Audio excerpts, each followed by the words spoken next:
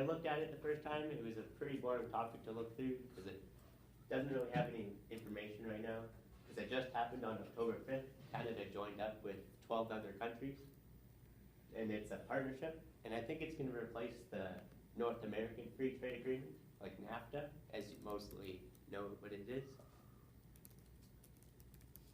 So what does it entail? It is the 12 countries in Canada. It aims to open up trade markets and thus strengthening economies. And the interesting thing is China is not a part of the partnership, even though they're pretty strong, economically speaking, and they have quite a bit of influence over many countries. So how will Canada be affected? The partnership will deepen Canada's trade ties and bolster the economy, but I think it's quite a bit of like the Conservatives just getting a little more voting influence before the voting happens, because it just happened in October. So, and the tariffs will be eliminated between countries, so exporting and importing goods will be easier.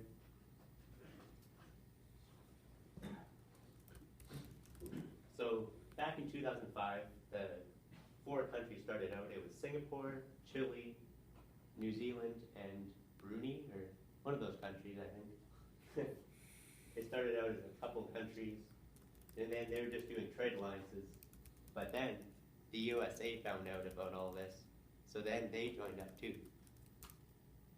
In 2008, the United States agreed to enter into discussions with the Pacific 4 countries. So can somebody tell me what was happening during 2008 in the US?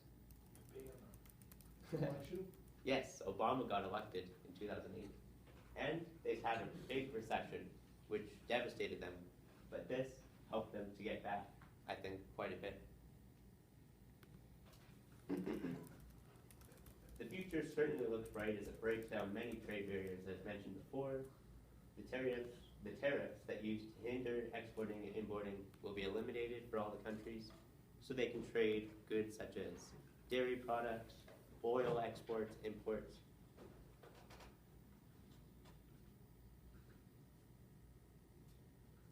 There's quite a bit of dangers, though, involved, such as the dairy producers of Canada have become quite sour over the involvement with the TPPs, as it ultimately allows for other countries to get dairy products.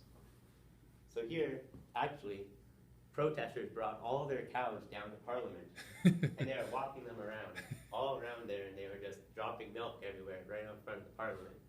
I thought that was quite funny. I think it happened a couple weeks ago. And I thought this picture was a little funny, because I think he's taking a selfie with the cow, so I just kind of thought it was funny.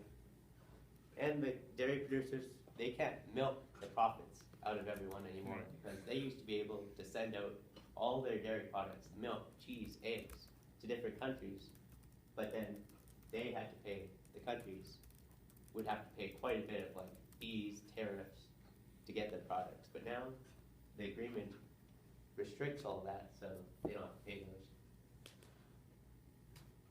So Kyle's opinion, that's the most important part. Kyle concludes that he enjoys the idea because Canada just gets to trade things better, and it's more economically speaking better. And I have a little video that will help us understand it. It's called the Sharing Song. We didn't make the Galaxy Tab S2 with an octa-core processor to find the meaning of it. I'm not going to dance, just going to stand here.